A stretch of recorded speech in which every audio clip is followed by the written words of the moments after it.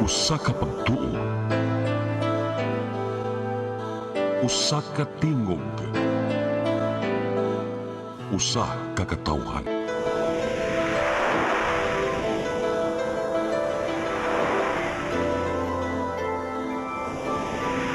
Cebu Catholic Television Network.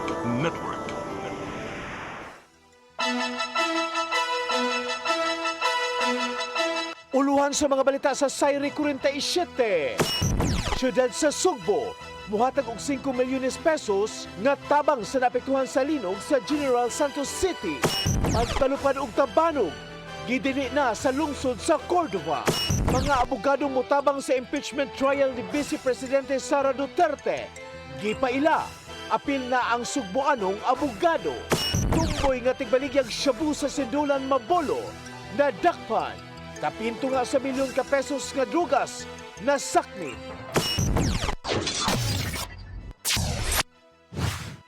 Sugbo, Kabisayan ug Mindanao, Pilipinas ug katawhan kutos maabot sa tong Sibya sa tibuok kalibutan. Maayong hapon. Live kita karon sa CCTN Channel 47 ug kini ang tulumanon sa nag-unang kasayuran nga angay natong masayran. Sa nga ni Attorney Danica Caballes Tikling, ako si Dennis Tabar ug kini ang Sayri 47.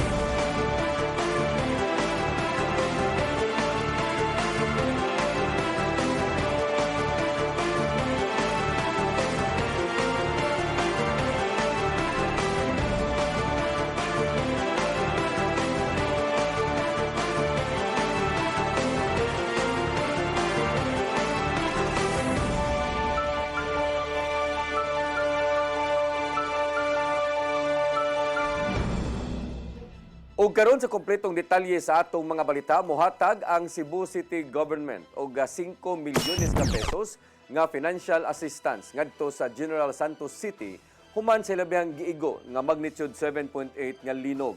Mipada og suwat hangyo si Mayor Nestor Archival kang Konsehal Dave Tumulak nga tugutan unta sa konseho ang pagpagawas sa pagcor funds. Giduso ni Tumulak ang resolusyon alang sa mao nga tabang og manaaprobahan kini dayon sa tanan nga mga konsehal.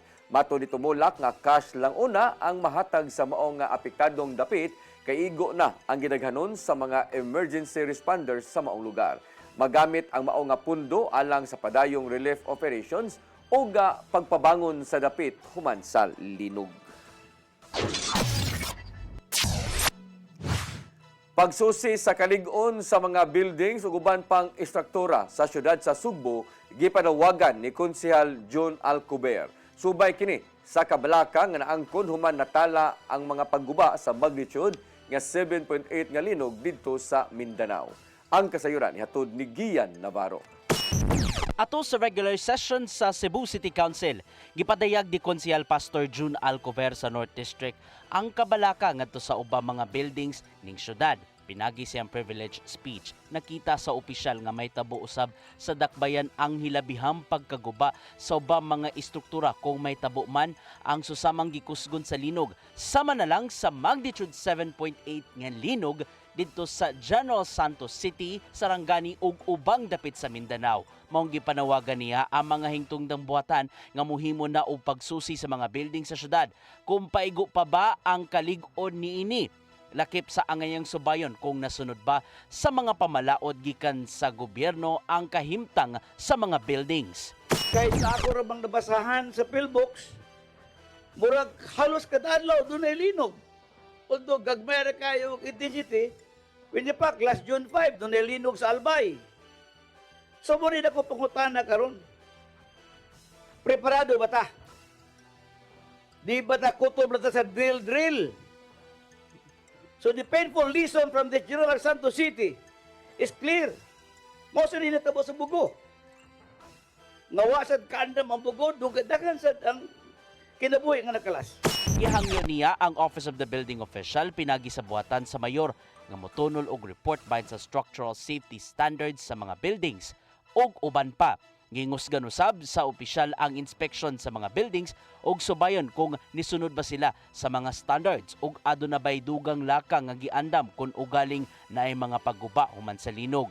Nangayo usab si Alcover sa Cebu City DRRMO ug ubang hingtong dambuhatan og dugang detalye kung unsa ba kaandam ang syudad sa pagresponde kung masubli man ang kusog nga linog. Kini aron masalbar pa ang ubang kinabuhi ug malayo sila sa dakong alanganin. I'm very curious about its purpose. I inquired the Secretariat personally and I was informed that it contained disaster response equipments intended to strengthen emergency preparedness, rescue capability, and disaster response operation. That practical and forward-looking initiative left a lasting impression on me. Ian Navarro, CCTN News. Nagkagamay nga nabiling supply sa kuryente Locop, Visayas suman sa linog sa Mindanao kasamtangan lang matud pa sa NGCP. Nagpabiling normal ang kahimtang sa ubang planta taliwa sa nagsaka nga demand sa kuryente. Ang kasayuran ihatod ni Gian Navarro. May pasalig ang National Grid Corporation of the Philippines nga temporaryo lang ang nagkagamay nga nahabiling supply sa kuryente sa Kabisayan. Karong adlaw, nagpabiling gamay ang power reserves sa rehiyon maong anaa pa sa yellow alert status ang rehiyon. Laing hagit kagyatubang sa Visayas Grid mao ang nagkagamay nga imported nga power supply gikan sa Mindanao human sila gigo sa kusog nga linog ug nasinating aftershocks. Sukad pa sa miaging adlaw mipahimangno ang NGCP ngadto sa ubang power cooperatives and companies ang posibleng pagpatuman sa manual load dropping sa nagkadaiyang dapit. Sumapa ni Michael Ligalig sa NGCP nga napabiling sirado ang mga apektado nga power plants. Ingon man, nagkadako ang gipangayong demand sa supply sa kuryente. Doon na pa magyapoy itong mga plants nato, power plants nga wa pa mapalik yapon sa matong sa Terma Visayas. Buwanan to sa Toledo o itong sa PDC3. So, doon nagyapon tayo, wala makuha nga power to the grid kining 863 megawatts nga doon na pa other plants from different parts of Visayas nga on force outage. Giklaro sab sa NGCP nga optional o backup lang ang gikuhang power imports gikan sa Mindanao nga hangtod 400 megawatts. Kini aron magpabiling normal ang operasyon sa nahabili mga planta sa rehiyon o kalikayan ang halapad nga power outage. Sa gihapon, gidasig sa NGCP ang publiko nga magdaginot sa paggamit og kuryente ug atangan pirmi ang social media updates bahin sa kasamtangang kahimtang sa power transmission sa Visayan region. Pinabangayta nga dili kayo taas o dako ang atong consumption at this time nga wala pa nabalik ang atong mga major power plants sa Visayas. Ian Navarro, CCTN News. Gipakusgan na sa Cebu City Government ang paglikay sa mga dagkong baha sa syudad sa Sugbo pinagi sa pagkubkob sa kasapaan o paghawan sa mga drainage system. Tinabangay ang mga sakop sa Department of Public Services sa pagpanghinlo sa kasapaan aron mukusog usab ang aga sa tubig sa panahon nga mubundak ang kusog nga uwan. Lakip niini ang paghipos sa mga basurang gilabay sa sapa, kanal ug uban pa. Daana nga gibutyag ni Mayor Nestor Archibal nga makigalayon ang syudad sa ubang ahensya sa gobyerno aron mapadali pa ang paglikay sa mga dagkong baha. Subay kini sa agenda sa syudad ubos sa liderato ni Mayor Nestor Archibal nga ipabilin ang kahinlo Locop, Dakbayan.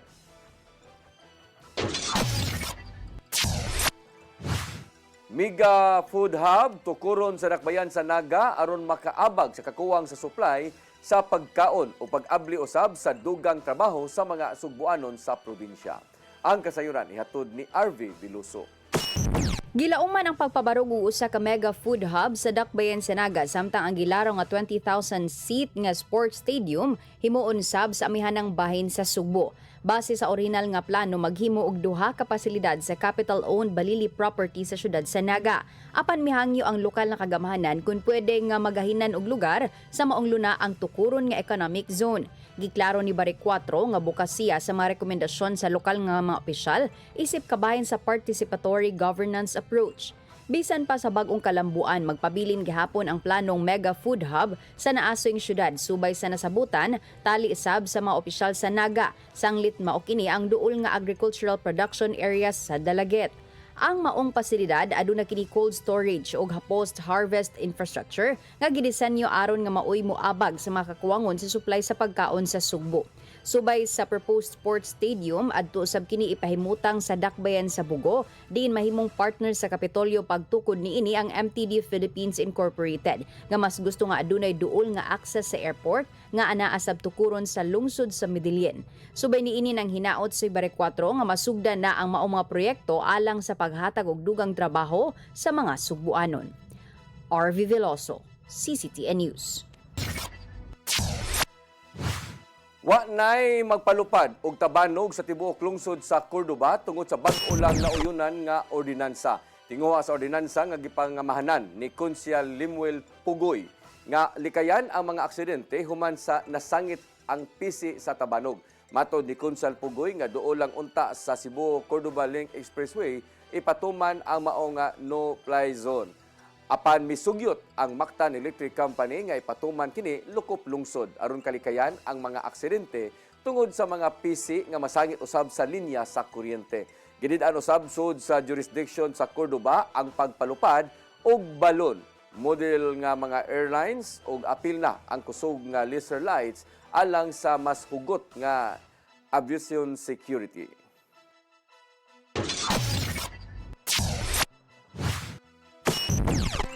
Mosunod, mga abogadong mutabang sa impeachment trial ni Vice Presidente Sara Duterte. Gipaila, apil na ang Sugboanong abogado. Kana og daghan pa mga balita sa pagbalik sa Sayri 47.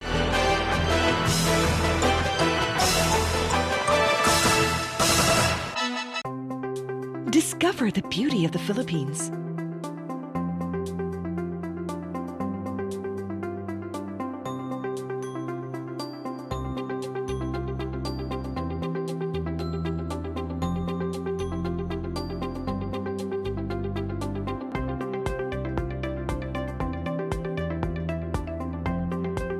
With Philippine Airlines, the country's flag carrier.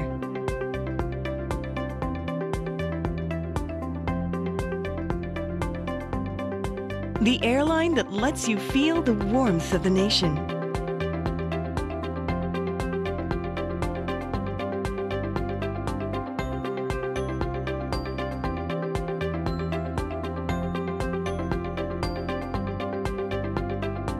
Mabuhay!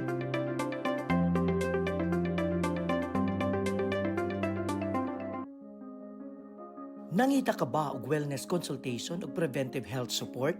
Ozone po will help, no? So pinapapasok niya kasi po ang oxygen sa cells. So there will be improvement po ng cellular function and reduction. Then your blood are full of oxygen, well saturated with oxygen molecule.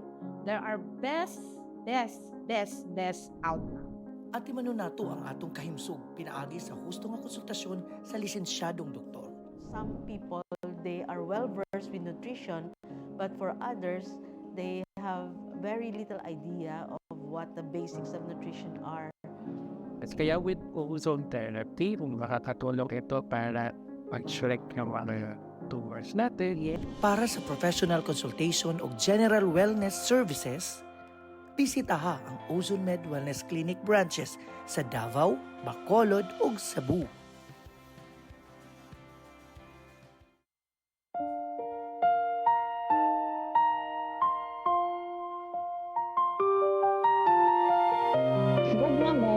Paglaom ko. Usa ka misyon sa gugma ug paglaom alang sa ato ang mga igsoon. Nga halos nawad-an na og pagtuo sa ilang kaugmaon, daghan kaninto sa kalisod ug kasakit. Apan pinaagi sa gugma sa Ginoo, aton gipakita nga adunay mga tawo nga anda mutabang sa mupadayon ug paghatag ug paglaom. Ang tinuod nga gugma walay pili, bata man, tigulang, pobre man o adunahan. Bisan pa sa mga mananap nga nagkinahanglan o kaluoy o pag-atiman. Kutob sa atong mahimo, magtinabangay kita sa paghatag o kahayag sa ilahang kinabuhi. Busa, mga igsuon, hinahot nga ablihan nato ang atong kasing-kasing sa pagtabang sa uban. Ang inyong gamay nga tabang mahimo ng dako nga paglaom alang sa nanginhanglan. Kamo mahimong instrumento sa gugma o panalangin sa Ginoo. Kini ang programa nga Gugma Mo Paglaom Ko. Daghang salamat ang inyong alagad si Miss J.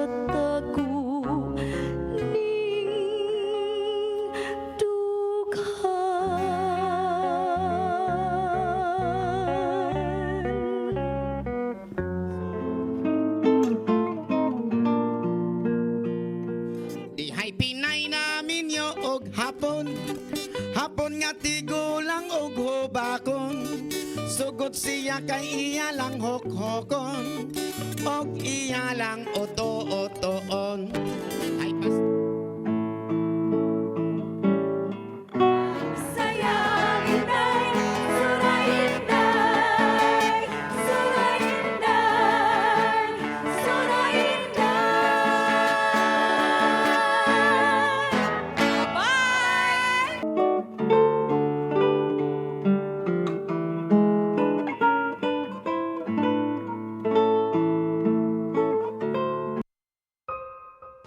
ko mutuog na Ginoo. Pero magulo ng bata da. Nangita lagi ni gatas. Kasabot ka akong ipakuha.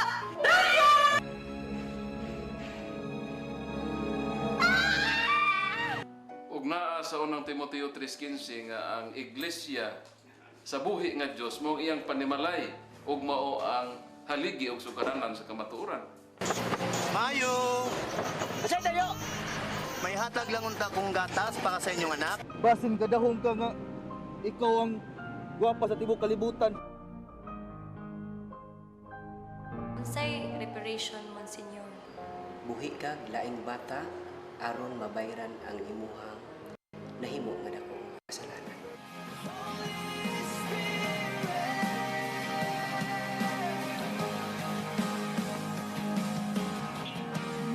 Daghan ka nato ang nagduda kung doon na bagay Ginoo o wala.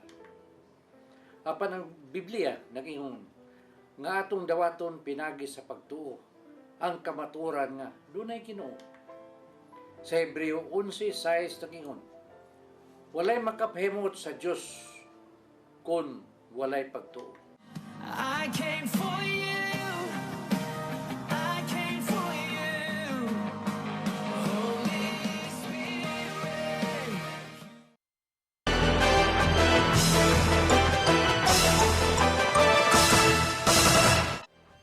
Balik sa ato mga balita, House Prosecution Panel mipaila sa mga abogadong mutabang alang sa impeachment trial kang Vice Presidente Sara Duterte. Lakip niini ang usa ka abogado gikan sa Sugbo. Ang kasayuran ihatod ni Mary Rose Sagarino. Gipaila na sa House Prosecution Panel ang napo ka mga pribadong abogado gikan sa mga bantugang law firms nga moabag sa House Prosecutors. Alang kini sa mahitabong impeachment trial kang Vice Presidente Sara Duterte, diin matod pa walay bayad ang maong serbisyo. Kini mao silang attorney Marforth Fua nga kanhi Assistant Presidential Legal Counsel ni Presidente Bongbong Marcos Jr. Lakip sa maong listahan silang attorney James Ali, attorney Erwin Matib, attorney Justin Lamarca, attorney Lorna Capunan, attorney Sonia Binimerito Castillo, attorney Diana Lorenzo Singia, attorney Lino Capunan, attorney Bettina Zamora ug ang taga-Sugbo nga si attorney Amando Ligutan. Usa kada kong garbo alang ni attorney Ligutan gikan sa legal law firm ang malakip siya sa kaubanan sa prosecution panel. Gisiguro niyang naay resulta ang ilang mga pagpaningkamot base sa mga ebidensya nga gihuptan. We are here because we are advocates of the rule of law. We believe that the law must be applied equally with force to everyone, no matter how high your stature is in society. Having a famous family name should not give you a free pass. You should be held accountable as with any other Filipino out there. Suma pa ni Kongresista Jervil Luestro nga makatabang ang kontribusyon gikan sa private prosecutor aron mas mapangandaman pa ang trial nga sugdan karong Hulyo 6. Ilabi na nga anaa na sa Senado ang dagan sa investigasyon aron pamatud-an ang pasangil nga giatubang sa Vice Presidente gikan sa giingong pagpangawkaw sa panudlanan hangtod na sa pagbudhi sa tulubagon sa nasud. Perhaps res ipsa locator na to. Alam nyo naman kung gaano kalalaki itong law firm na ito, the PECA Bar, the Kapunan, and even sa legal, no? And because of their presence and support that they are extending to us, indeed, talagang na-boost ang confidence ng 11 prosecutors because of this support, no? Mary Rose Sagarino, CCTN News. Mga bantay dagat volunteer sa Mandawi City Agriculture Office gipailawom sa water search and rescue training.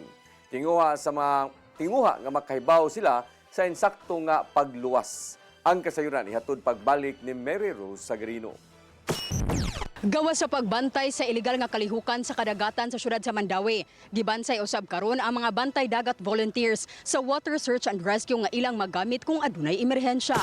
Sa baybayon ubos sa Marcelo Fernan Bridge, gipahigayon ang hands-on training sa mga volunteer nga gidumala sa City Disaster Risk Reduction and Management Office. Gitudlo ang insaktong pag-rescue sa usa ka tawo gikan sa paghigot sa lawas sa volunteer, pag-itsa sa salbabida ug ang pagsakwat. Gibansay usab ang mga volunteer og cardiopulmonary resuscitation kon CPR. Mauna kini ang ikaduhang adlaw sa training. Ang unang adlaw lecture ug orientation. Gipasabot sa City Agriculture Office nga importante usab nga makahibaw unsaon pag-rescue ang mga bantay dagat volunteers. They themselves, pati ato ang mga local responders, ang ato mga bantay dagat volunteers, mahimo manggud silang biktima pod kung dili sila technically trained. Now, naaman gyud pud sila nagbantay sa atong kadagatan, di man gyud malikayan nga naay mga kakulian, naay mga malumos. Giingong pinaagi sa maong pagbansay, dili lang tigpanalipod sa kadagatan ang mahimong papel sa mga bantay dagat, kundi mahimong kabahin usab sila sa disaster preparedness o emergency response sa dakbayan. Sa kasamtangan, ang City Agriculture Office adunay 14 ka volunteers o gumaabot pa nga duha. Gini mo kalakayan nga dunay panahon nga dunay madakpan nimo nga musokol, nasay mo okay ra mo surrender ra, mo magamit sad. Kay dako kay importante. Giplano ang pagtagana og pondo alang sa mga rescue equipment nga gamiton sa mga volunteers. Tungod ang kasamtangang gamit lang ang surveillance boat ug speedboat. Mary Rose Sagarino, CCTN News. Mahimong bantayan ang kinaiya o pamatasan sa mga kawani sa opisyal sa dakbayan sa Danao ubos sa giduso nga ordinansahon. Giduso ni sa City Council ang Ethics and Integrity Code for Public Servants. Sa tinguha nga mapalig-on ang professionalism, kaakuhan ug transparency sa mga kawani. Gilikayan sa LGU nga mapasulal kung magpasulabi ang pagpabor-pabor, pagsumpaki sa personal o opisyal nga interes, abuso sa katungdanan ug uban pa. Bag-uhay lang nga gipahigayon ang public consultation may tungod sa pagpatuman sa ethical standards nga nakalatid sa mao nga ordinansahon. Matod sa Danao City Government nga gusto nila nga makuha ang dugang pangpanahom gikan sa publiko aron mas mapalig-on pa ang pagpatuman sa gayon nga ipasar sa konseho ang ordinansa.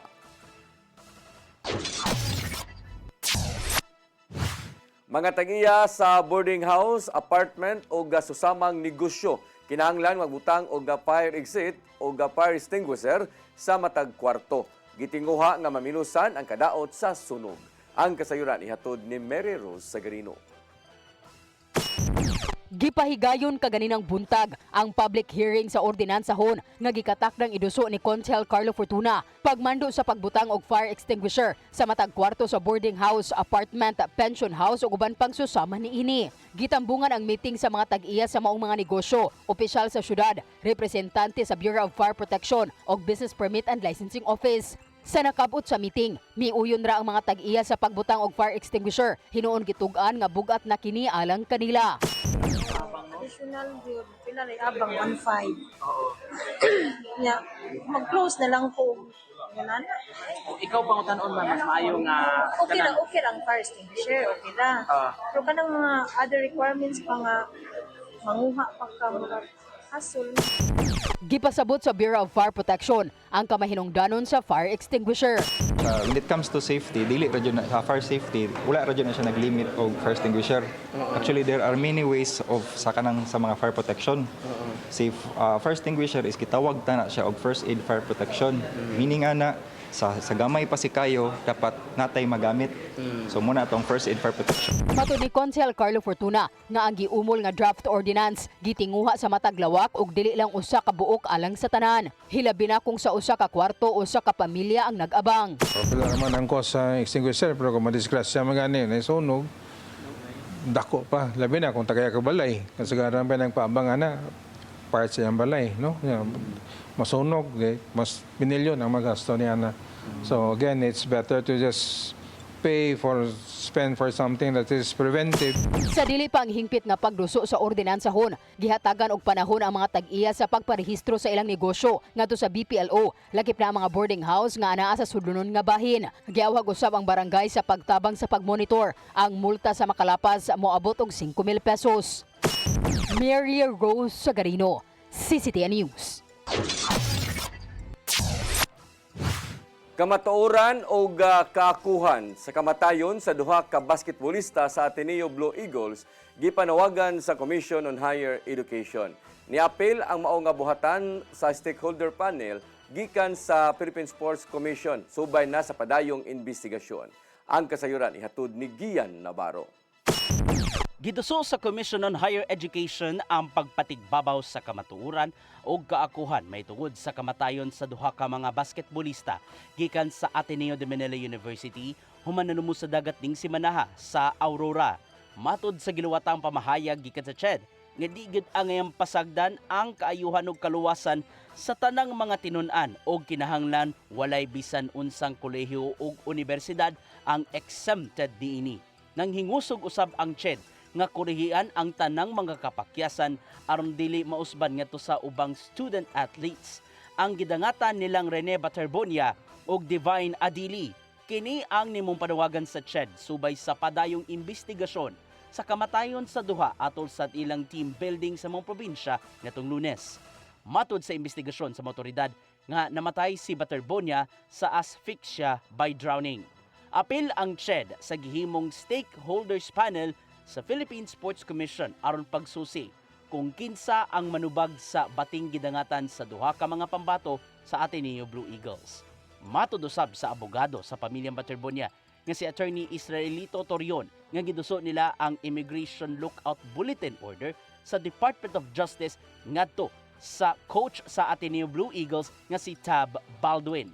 Gikatakdang dadon sa Agusan del Sur ang patayng lawas ni Baterbonia karong adlaw samtang ihatod paingon sa Nigeria ang patayng lawas usab ni Adili. Mipagawas usab ang Department of Labor and Employment kondole og syukus order ngadto kang coach Tab Baldwin. Matud ni Secretary Francis Tolentino nga kinahanglang mopatim-aw si Baldwin silang buhatan karong Lunes sa buntag aron ipasabot ang nahimong kahimtang siyang work permit dinhi sa nasod. Gian Navarro, CCTN News.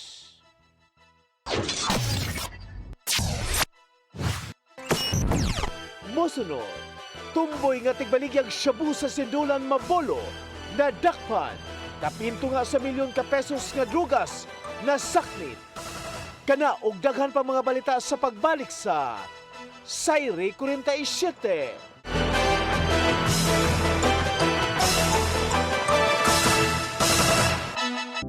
Ito po ang programa na hatid sa inyo ng OzoneMed Wellness Clinic kung saan ibabahagi ng mga doktor ang kanilang kaalamang medikal tungkol sa inyong kalusugan.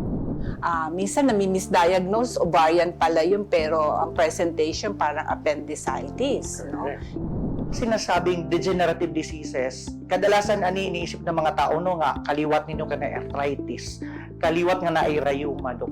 Pero unsa ba gyud ka vague, unsa ba kalawak ang ibig sabihin nitong degenerative diseases, Dok? Yeah. So yung buong katawan, as we age, as we use it lagi, talagang dahan-dahan masisira yung mga cells, mga tissues, yung organs natin, dahan-dahan masisira yun siya. In our age today, it is very important that we have to really value yung aging process na to. Toxic na lang yung pinag-uusapan natin, but gaano ka-importante this time? Yung mga tao dapat sila educated about these changes ng global health. It is not the infectious disease that predominate. It is the non-communicable disease or chronic diseases. Sa New Start, we believe na ang pinakamalakas na patunay ng healing ay ang mga boses ng taong nakakaranas nito mismo. Tinignan ng OB, sabi niya, cervical cancer daw. Inisip ko, ang Panginoon, hindi naman ako pababayaan. Diba sabi niya, by His stripes, I am healed. OzoneMed Wellness Clinic New Start. Mapapanood every Saturday, 8 to 9 a.m. Og ang replay airing matag Miyerkules 1:00 hangtod 2:00 sa hapon. Dinhilang sa CCTN Channel 47. Your song, your music, your listening pleasure. Sing it, Cebu! And if I don't need you, This, my darling, I've been told. Jody was the girl who lived next door. I've known her, I guess, 10 years or more. saving all my kisses just for you. Yes! You got me jumping like a crazy clown, and I go feature like a put him down. Since I kiss me like a lips of wine, the things that bothers me is making like it fine. Hey, hey, set me free. Stupid Cupid, stop picking on me. Ang kinabuhi, puno sa hagit. Sumpil na ka, Dri, ha? Ay, paginarte! Maldita ka! Puno sa pangutana. Bata pa gani ka kayo? Nagpuyap-uyap na ka? Kinsa man ang mga sakitin nato din ay karoon ha? Kinsa! Kung si buti mo'y pasabot, Daddy. Puno sa luha. Pagpili pa, ako nga imong anak o kanay imong mga babae. Kasuko. Yung nananado pa. Kaluoy ka ni Papa. Apan bisan mangit-ngit pa ang imong kalibutan, aduna pa'y nagpahiping kahayag. Aduna ka pa'y kasumbungan. Mga laman, hanap na. Dear Tatay, Tunog na unlod na. Nganong handungan Waylaing pagi aron masabtan nato ang Biblia. Kinanglan nga doon natay relasyon kang Hesus. Hangtod sa layan natong panaguban, daghang salamat. Shalom. Tunog na unlod na.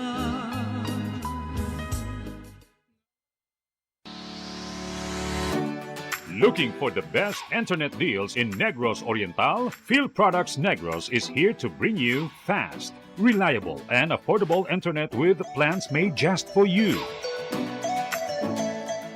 For as low as 899 pesos per month, enjoy speeds of 50 Mbps, perfect for streaming, working, or studying from home.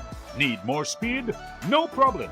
Get 100 Mbps for just 1,199 pesos. 150 Mbps for only 1,499 pesos, or our fastest plan, 400 Mbps for just 2,399 pesos per month. Plus, you can add over 100 cable TV channels to your internet plan for just an additional 100 pesos per month. That's entertainment and lightning fast internet all in one. Enjoy no installation fees and start today with a 1,000 peso customer deposit. Call us now or visit our website to sign up with the Phil Products Negros. You get internet that's affordable, reliable, and local. Phil Products Negros, bringing you closer, faster. Call us at 0917-631-5240 or visit our website www.philproductsnegros.net or our Facebook page, Phil Products Dumaguete. Subscribe now.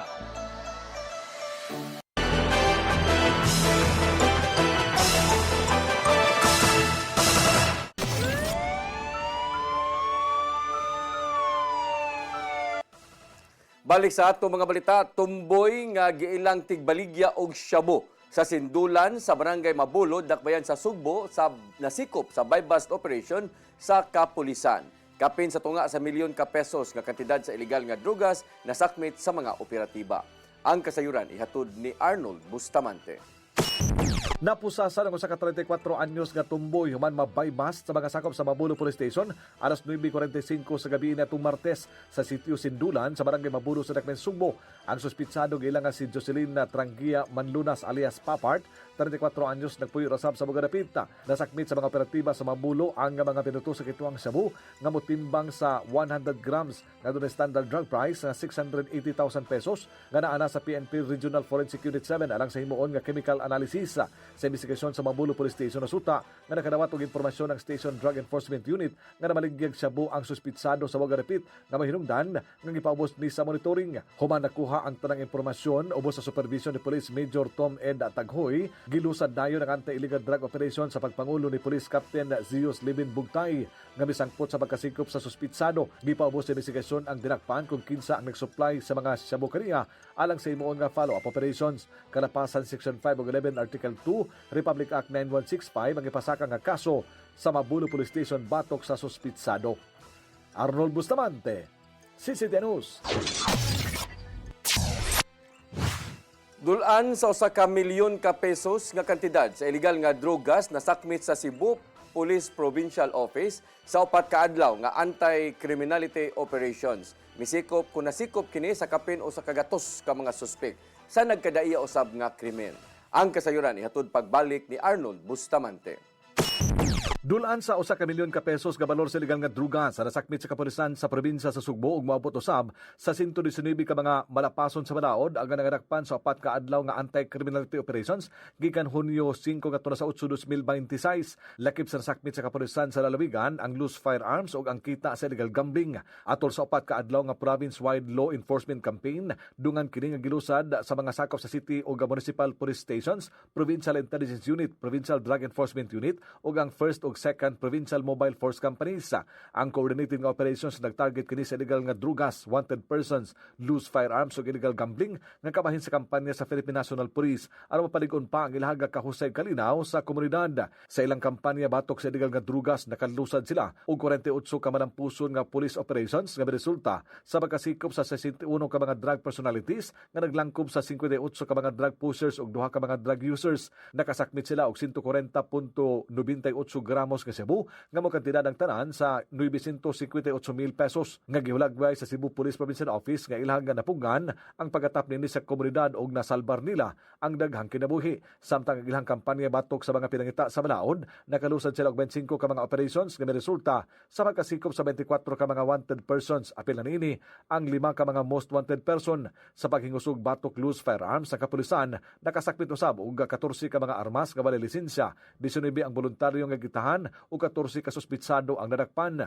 Maabot usab sa 20 ka mga sugurol ang nagadakpan nga naatnan nga nagsugal ug nasakmitan kini nga 3,620 nga kwarta sa sugal. Si Police Colonel Abubakar Mangilin Jr. ang hepe sa kapulisan sa Lalawigan sa Sugbo mibutyag nga ang malampuson nga operasyon tungod kini sa kaagresibo sa iya nga mga sakop. Arnold Bustamante, CCTV News. Mao kadtong naglangkob sa atong mga balita sa Sayre 47 sa nga ni Attorney Danica Caballes Tikling. Ako si Dennis Tabar. Hantod ugma dinig hapon sa inyong paboritong tulumanon, Sayre 47.